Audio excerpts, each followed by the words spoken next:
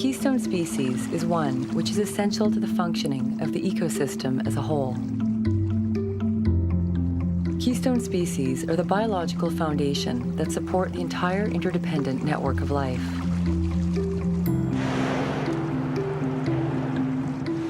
They are the ones that many other animals simply can't do without. Without them, the ecosystem would unravel.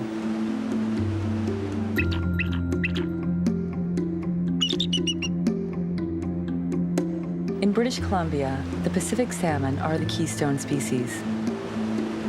Each summer, millions of fish return to this coast to fill hundreds of streams and rivers, just as they have for thousands of years, feeding hundreds of species, including the local people, the First Nations, the ecosystems, and many of the local economies. Salmon have fundamentally shaped life on the coast. Yet quietly and without explanation, the numbers of salmon in BC are steadily dwindling. Many rivers are already on the edge of extinction. Here, in the world's largest sockeye salmon river, millions of fish are going missing. And many of the few that do make it back to the rivers are dying mysteriously before they have a chance to lay their eggs. Biologist Alex Morton has been following and studying the unusual decline. Full of eggs, eh? Yeah. This is strange. You know, we're right on the spawning grounds. This fish has made the whole trip, but she never spawned. She never released those precious eggs. And we're seeing a lot of this. Most of these fish look like they haven't spawned. This pre-spawn mortality is epidemic in the Fraser River. So we're trying to figure out why. The disappearing wild salmon is no small concern. Without them, BC will lose its most iconic species, as well as a culture, a way of life, and its most valuable natural food resource. The race is on to figure out what is happening to the iconic fish which built British Columbia, before it is too late.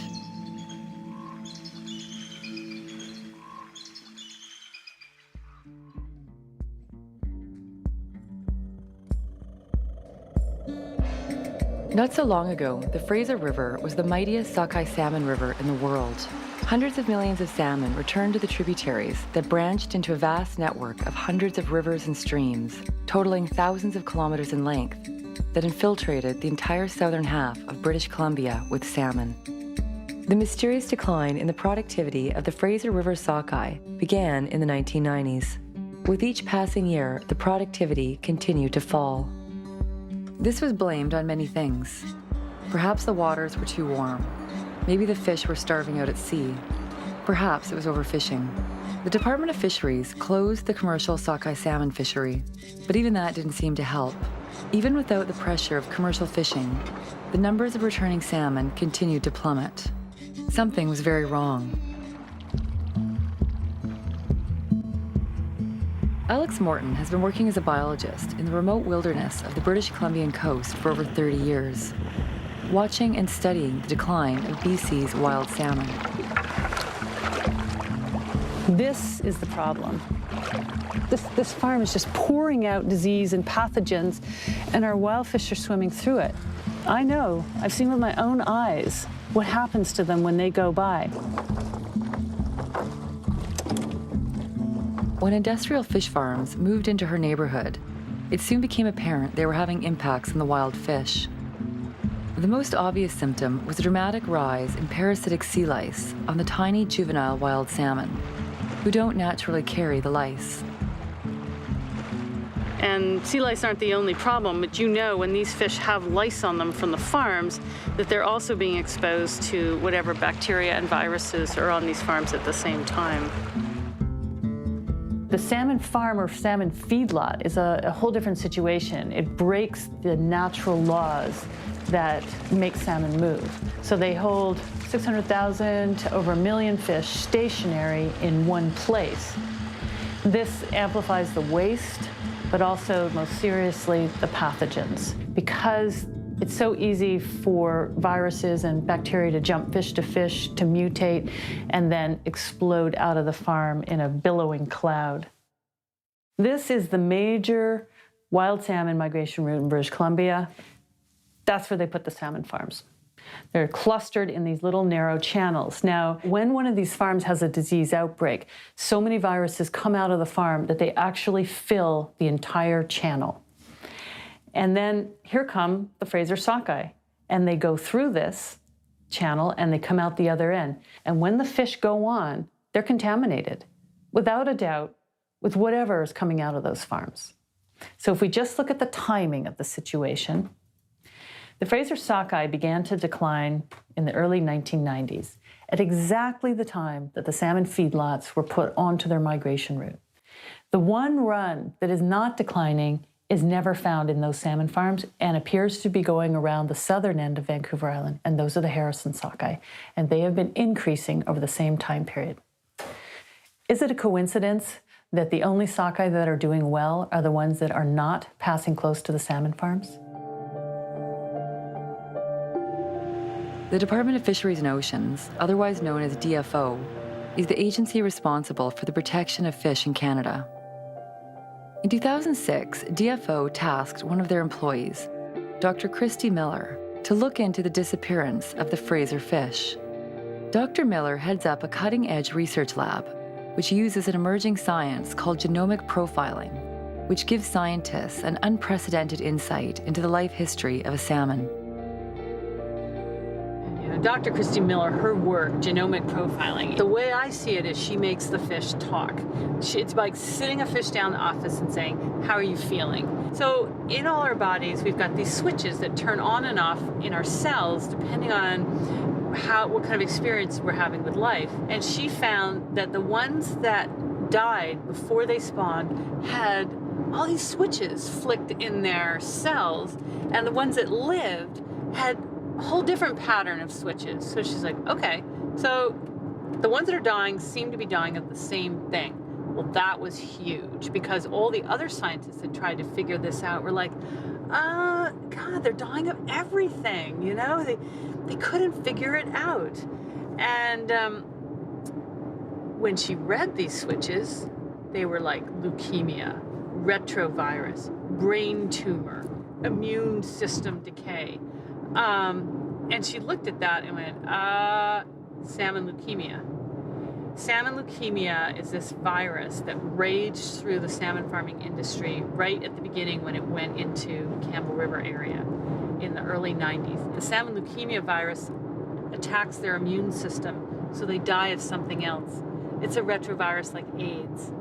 And DFO wrote about 6 papers on it, and they found that virtually all of the Chinook farms were infected, and that this virus killed 100% of the sockeye salmon that were exposed to it, and they never did anything about it. And as soon as Dr. Miller's work, you know, her compass was all over the place. As soon as her compass pointed at salmon farms, she wasn't allowed to go to meetings. She wasn't allowed to talk to the media, even when she published in the journal Science. The world's most prestigious scientific journal, Science, published Dr. Christy Miller's findings in January of 2011. It was hailed as some of the most significant new salmon research in a decade. Hundreds of reporters lined up to interview Miller about her findings, but they were all turned away. Dr. Christy Miller is head of molecular science for DFO, one of the top scientists on the West Coast. And when we learned that she had a paper coming out in one of the leading journals, there was a lot of interest in the media in talking to her. I asked for an interview time to be set up, never heard back. So go back to DFO and ask what's going on, and there's met with this kind of wall of silence. There's no question that the federal government, with orders from Ottawa, muzzled her and kept her from speaking about a science paper which had been published. It's pretty disturbing, I think, when the government starts to mess around with science. It starts to try and shape the picture and try and control science in a way like that. I mean, muzzling scientists is not something that should be happening in a great democracy. There were questions about whether or not she'd get funding for continued research. Unfortunately, I guess I can't phone her up and ask her because she can't talk. Dr. Miller, when she began to see a strong correlation between these dying sockeye and the salmon leukemia virus, and she read that the salmon leukemia virus was in the salmon farms, she naturally wanted to go test those fish. So in April of 2010, she made a request to DFO to test farm salmon for this virus, but access was denied. She was not allowed to test these fish that are in public waters, releasing their pathogens into the most valuable salmon stocks in this country, and she was not allowed to follow the trail into the pens. To protect the interests of the salmon farming industry, the government allows the farms to keep their disease information confidential from the public and from scientists. There is no way to find out what diseases are on the farms. The fact that the farms won't allow it is pretty suggestive to me. They're afraid of what will be found. If they were, not concerned as they claim to be, then they would surely open up their farms and say, come in and test because we're proud of our product and you won't find any issues. Clearly, they know that there are issues and they're not allowing testing for that reason. In 2009, fishermen were getting ready for a good run to return to the Fraser River. An estimated 130 million young salmon had left the river in 2007 and were now due to return as adults. 13 million adult sockeye were predicted to return. All signs look good. However, instead of being a banner year, it turned out to be the worst in recorded history. Over 10 million fish vanished without a trace. It was an unexpected disaster. The fishing boats stayed tied to the docks, and thousands went without their traditional food supply. The government responded to the public outcry by announcing a federal inquiry into the decline. It was called the Cohen Commission.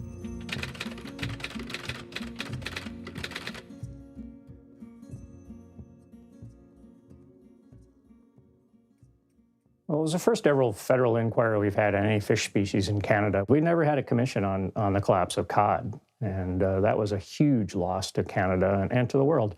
And we should have learned a lot of lessons on that. The $26 million inquiry included 150 days of hearings. Many theories were presented about why the fish might be disappearing. Items on the table included overfishing, sharks, water temperature, pollution, and even predatory giant squid. It wasn't until the final days that the inquiry turned its attention to salmon farms. Dr. Fleming, I'm very interested in your Norwegian experience. As I understand your evidence, in Norway, the government in its wisdom has seen fit to recognize that certain fishing rivers or migratory routes for fish are important enough that they should keep salmon farms off of them? That's correct. And so, does that mean the government recognizes a risk to wild fish from fish farms? Yes, there are official statements to that fact. One of those risks is the risks of disease transmission? Yes. The wonder of the Cohen Commission is that they could put senior bureaucrats on the stand who had to be examined, which is not a place they commonly exist. And they were very uncomfortable with that. The possibility of disease affecting the wild sockeye runs has never been a factor for BC in terms of a siting decision. Is that fair? That's a fair comment, isn't it? I couldn't really say because... What about you, Mr. Swartfigger? Can you think of a site that's ever been rejected by the federal government because of its impacts on wild salmon migratory routes? No, I can't.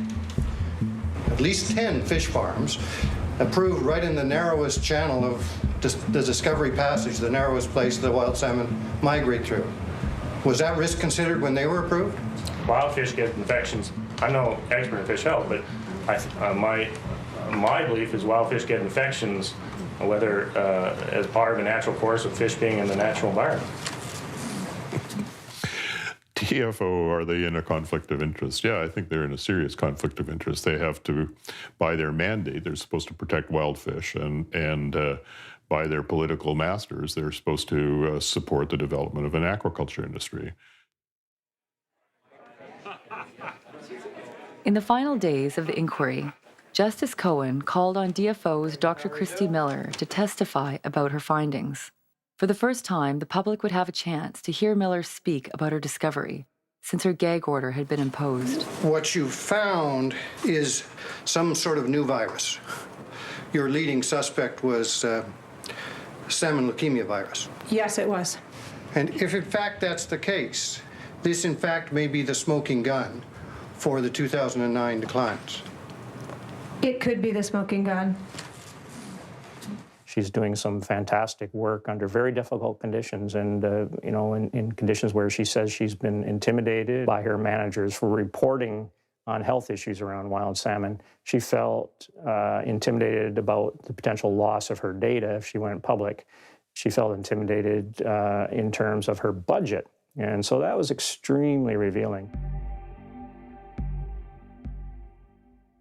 So while all this was happening, Dr. Rick Rutledge was very worried about the rivers inlet sockeye because they were in an unexplained decline, a lot like the Fraser sockeye. I had no idea as to why the numbers were so low. I tried to think as the season was winding down what on earth the cause might be. It had to be something new, I thought, because it hadn't happened before as far as I could tell. So I eventually sent some samples in for testing. I remember when you called me, it was a dark October night, and he said to me, Alex, are you sitting down? It was like he was going to tell me that someone we knew had died. And he said the tests came back positive for ISA virus in Rivers Inlet smolts. I was devastated. I thought, okay, 20 years of trying to prevent this industry from destroying the wild salmon of Canada, and I have failed. Salmon influenza, ISA virus. Most lethal known salmon virus worldwide caused $2 billion worth of damage in Chile. No country wants it. It has spread everywhere in the world where Atlantic salmon are being raised in pens in large numbers by the Norwegian companies. ISA, infectious salmon anemia, the most lethal known salmon virus worldwide. It was first detected in Norway in 1984. At first, the virus seemed benign, but once it incubated in the salmon farms, it mutated into highly virulent and lethal strains, which can kill millions of fish at a time. These deadly strains of ISA spread to new countries by way of egg imports. The industry farms mainly Atlantic salmon, so they must import Atlantic salmon eggs from Europe into the country in which they are operating their farms. When the ISA virus wiped out 70% of Chile's salmon industry, the strain was traced back to Norway. The difference between Chile and BC, though, is that Chile has no native salmon, whereas BC has much to lose, with thousands of runs of 5 different species of Pacific salmon and entire ecosystems and economies that depend on them. The ISA is sometimes called salmon flu, and so it is a bit flu-like, I guess, in its symptoms. But it's like a very, very severe flu, like the type that killed millions of people after the First World War. I mean, it's a very serious flu to which the fish may not be adapted at all. And incidentally, it was that crowding of people into high densities during training camps and so forth and in the trenches in Europe that led to the evolution of an extremely virulent form of flu virus that killed millions upon millions of people. ISA is like mad cow disease in terms of shutting borders, closing farms. ISA is so important that it's an internationally reportable disease. Most salmon diseases are not, but any country, there's a website you can go to, and any country that has it is supposed to be reporting it, and it's up there. ISA caused $2 billion of damage in Chile when it hit down there, when European ISA ended up in Chile. Nobody knows what happens when you introduce a virus into a population that hasn't been exposed to it before.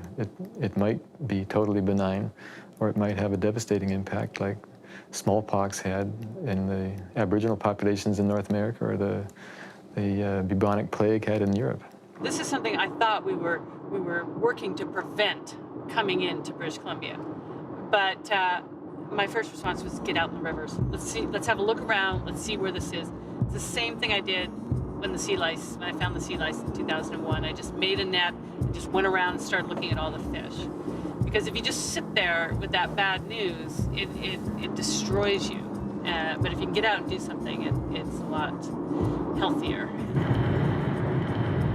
It was late in the season, most of the salmon were already in the river, but we dashed down to the lower Fraser River because we had been getting reports from people down there that there was a massive number of salmon dying in the river without spawning. And this big yellow Chinook salmon, a white Harrison Spring, that had ISA virus. This sockeye had ISA virus. This coho had ISA virus. We tested 11 fish in the Fraser River, a river of millions. And we got it 3 times. It was European strain ISA virus. Alex didn't fool around. I mean, she decided to send her samples to the lab in Prince Edward Island that is recognized by the World Health Organization as being one of 2 labs in the world that are entitled to test for ISA with international significance. She also sent it to Dr. Nyland in Norway, who's the leading expert on ISA in the world. So she sent these samples to the 2 people who were the most credible international folks. We gave a press conference. We thought the scientific community should be given the opportunity to engage on this and really figure this out. But really all hell broke loose when we did that.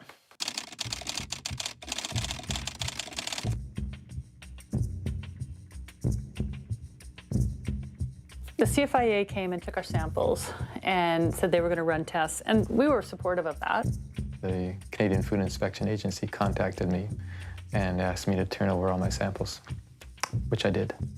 They shipped them to the testing lab in Moncton, and they tested them for the remaining samples for the infectious salmon anemia virus. Very quickly thereafter, the CFIA gave a press release as well.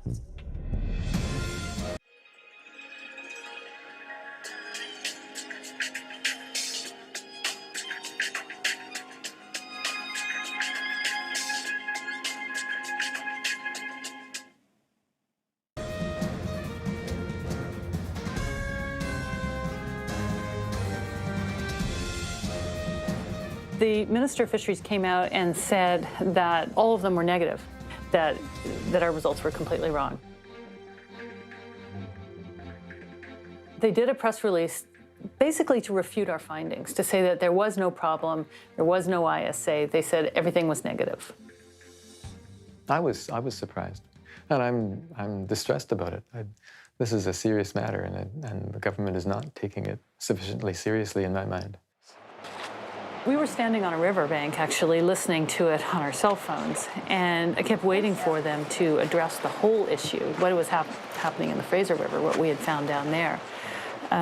When they kept talking about the ISA findings, they fixated on the river's inlet. They never talked about the ISA findings we had in the Fraser River. And with the case of the river's inlet sockeye, those samples were degraded because they hadn't been stored properly. But in the case of the Fraser River samples, these were fresh samples, and they never mentioned them. The minister never mentioned them. They treated us like we didn't exist, like this work was not going on.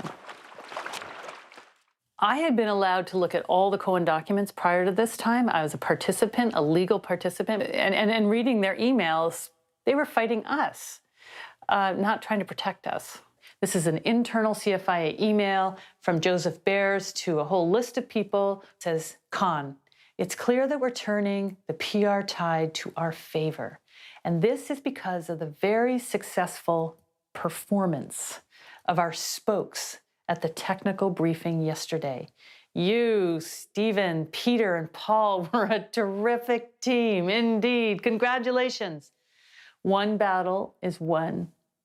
Now we have to nail the surveillance piece, and we will win the war also. Oh, what war? What, the war against us, the public? Con, who's Cornelius Keeley, comes back, and he says, hey, concentrate on the headlines. That's often all people read or remember. It's just, it really, you know, these are the same guys looking after H1N1 and mad cow disease. It really does concern me.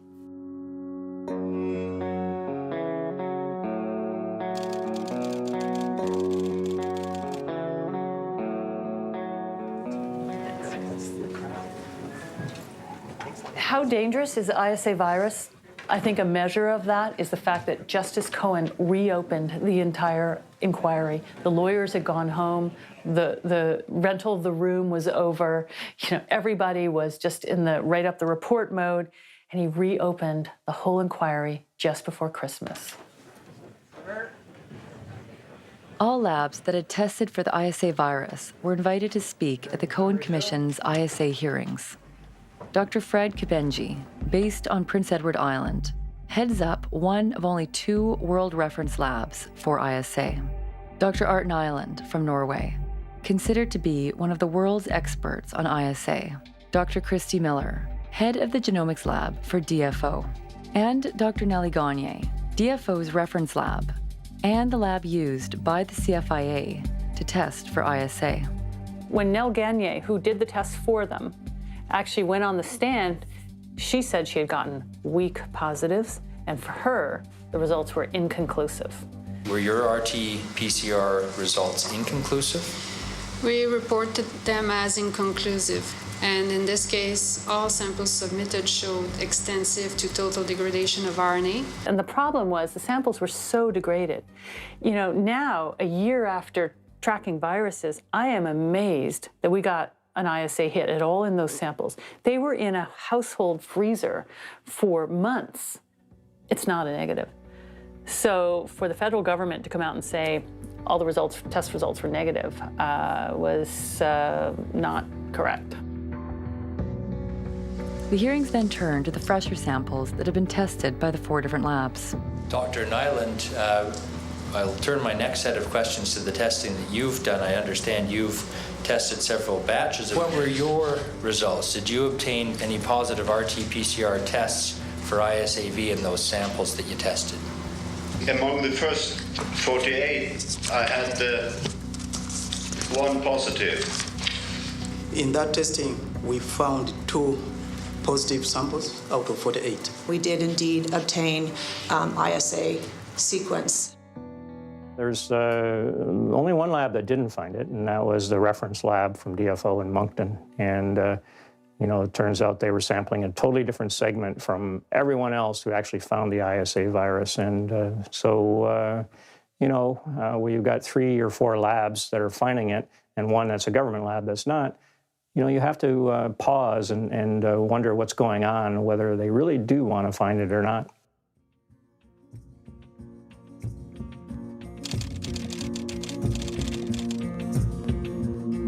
We learned that Dr. Miller was prohibited by DFO from testing for ISA virus, but a salmon farm came to her, and their fish were turning yellow and dying, and they couldn't figure out why. And she decided to test them for ISA virus, even though she was instructed not to. She wanted to get to the bottom of it. And we did identify some positive ISA fish among their fish. It was decided that we should contact Ottawa about this, and so Stephen Stevens in Ottawa was contacted, and we basically told them the results that we had. I don't think that Stephen Stevens in Ottawa was very pleased that we were doing this testing. Basically, there was a general feeling that as a scientist I should not be undertaking research on something if I didn't understand the ramifications of what the results could do.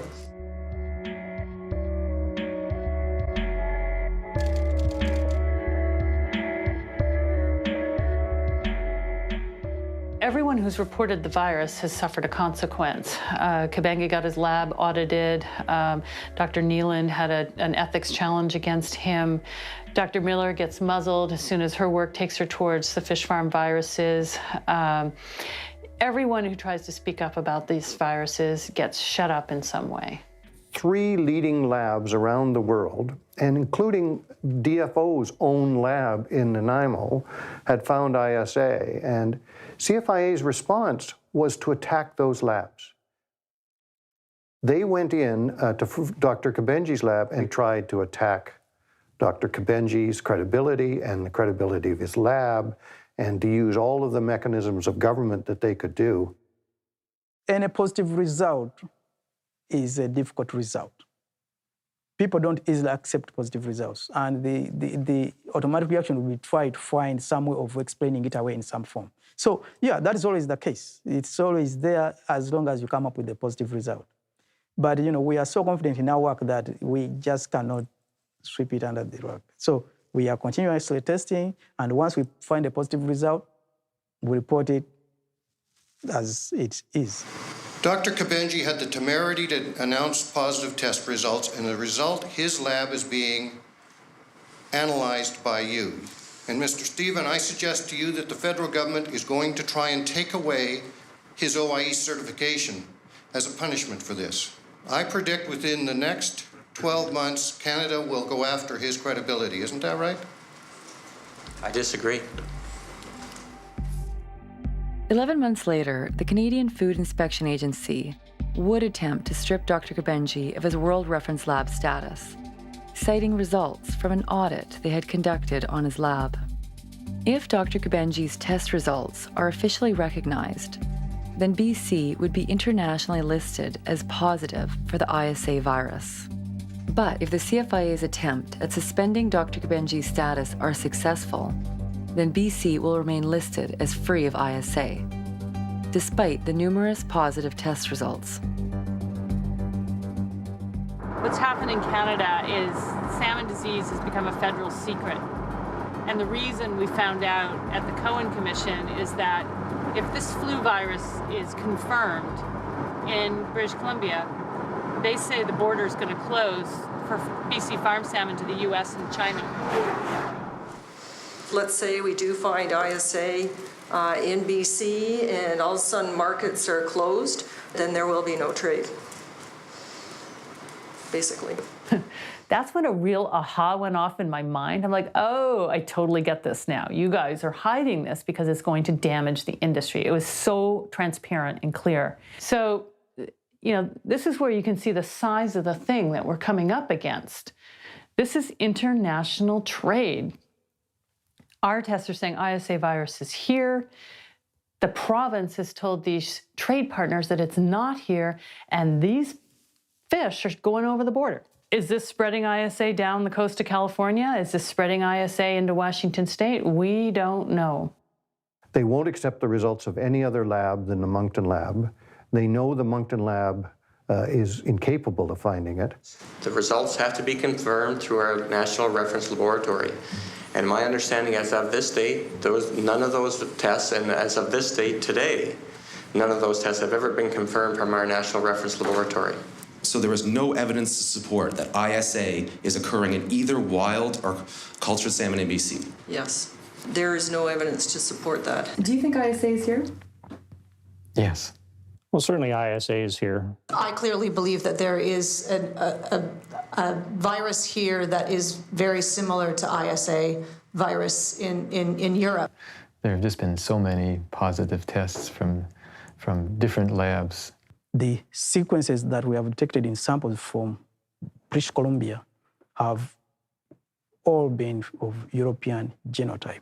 And so that gives me a pretty high level of confidence, along with all the tests I do every day, that we do not have ISA virus in British Columbia. Dr. Gary Marty is the provincial health veterinarian for British Columbia. He is in charge of monitoring for diseases in both farmed salmon and wild salmon. I don't understand how Dr. Marty has not found it and these other scientists have. I simply don't understand that. Gary Marty is in a very difficult situation right now because if he reports that ISA is here, the industry that he works with is going to crumble. Shareholders probably don't know what's brewing here in British Columbia. So Dr. Marty is under enormous pressure right now because he is the only one that has had access to these fish and looking into them. So much hinges on what he says and sees. Now, when we have no evidence of disease, and PCR results that can't be confirmed, the best way to interpret those is that they are false positive test results. Yeah, these are Gary Marty's records. These are Gary Marty's records. These records are incidences when the fish farm companies came to Gary Marty and asked him to do specific tests on their fish. So here we have a case where Marine Harvest in 2009 submitted fish tissue and they want tests for ISA. Mortality has been increasing.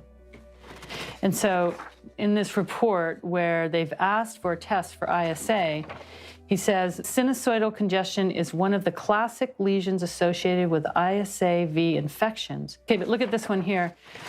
Marine Harvest, 2 days later, specific request for a test for ISA. ISA is not supposed to be here, but this company is familiar with ISA, is asking for a test. Signed by Gary Marty. Now, what do you know, Gary Marty? Here you go. 1 day later, they again sent tissue for ISA test, Marine Harvest.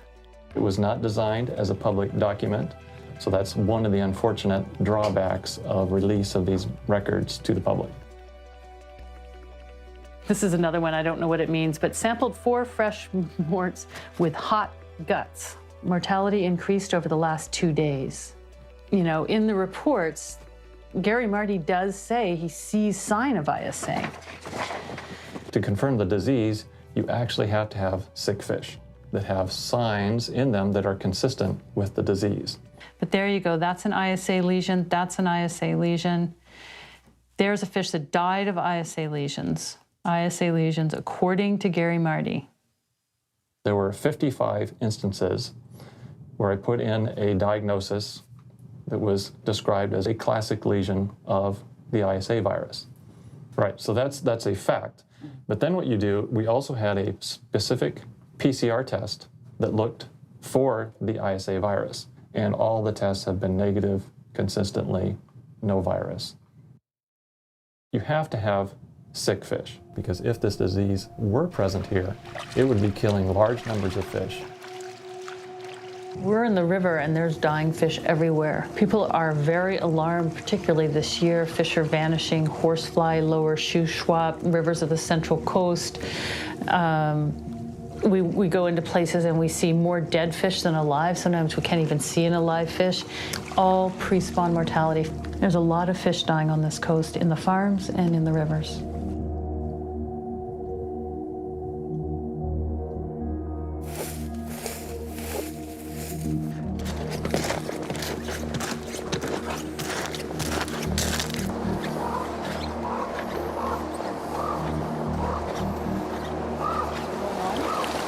Oh, there's definitely something going on. A lot of the rivers we've seen, the fish are dying before they're laying their eggs, and they're showing signs of disease. We've seen fish with all sorts of things going wrong with them, like big blisters on their side, and you cut them open and their whole stomach cavity is full of water and blood, and yellowing, pale gills, pale heart, lesions in the stomach wall, like red blisters all on the inside of their stomach. Some of them, the flesh has got blisters throughout the whole fish.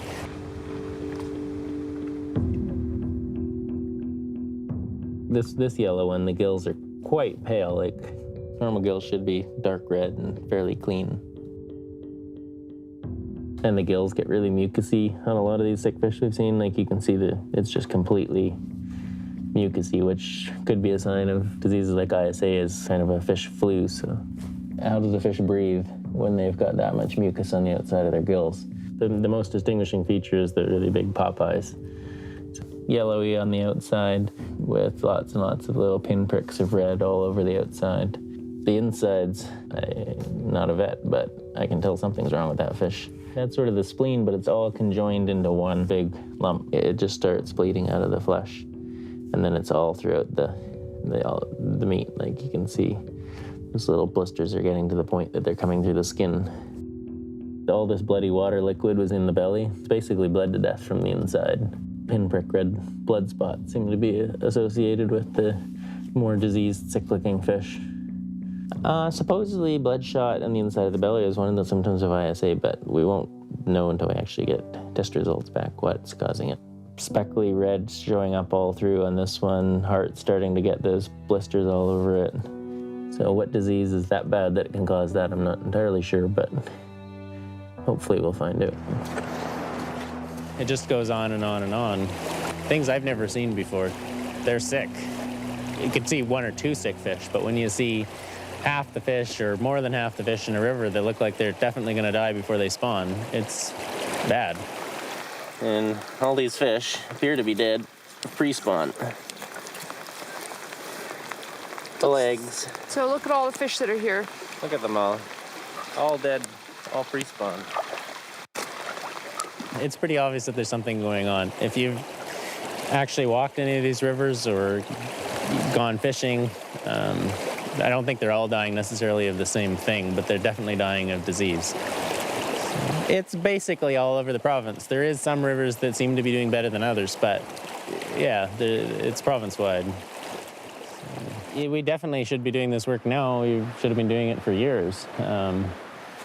We need to do something. The rivers are getting less and less fish, and right now people are doing basically nothing. The government's sure not doing it, so somebody's got to do it. Wow, you guys found a lot already. Really yellow. Okay, got a lot of work. All right. And within, what, 15 minutes, we've found 1, 2, 3, 4, 5, 6, 7, 8, just in a tiny section of river, pre-spawn mortality. I haven't seen one that spawned. Have you seen one? Sure. Not one.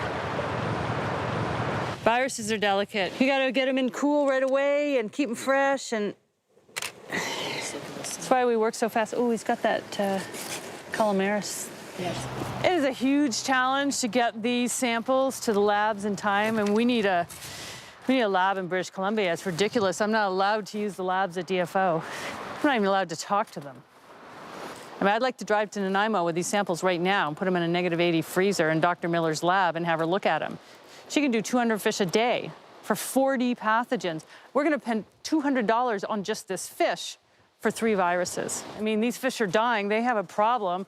We're willing to do the lead work and drive the samples right to the door. We're not even allowed to talk to them. We pay their salaries. These fish are dying out. So we ship them to Norway, which is expensive and time-consuming, and the quality of samples is damaged, but we're not going to be stopped by closed doors. DFO does not want to know what this fish died of.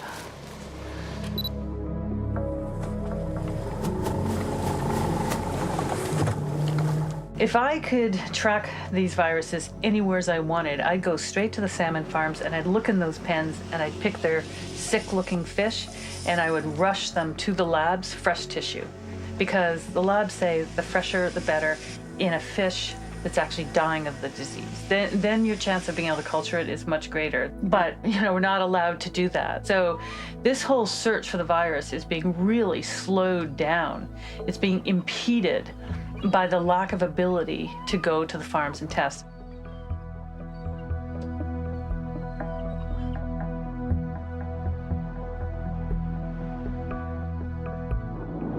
A friend came to me and he goes,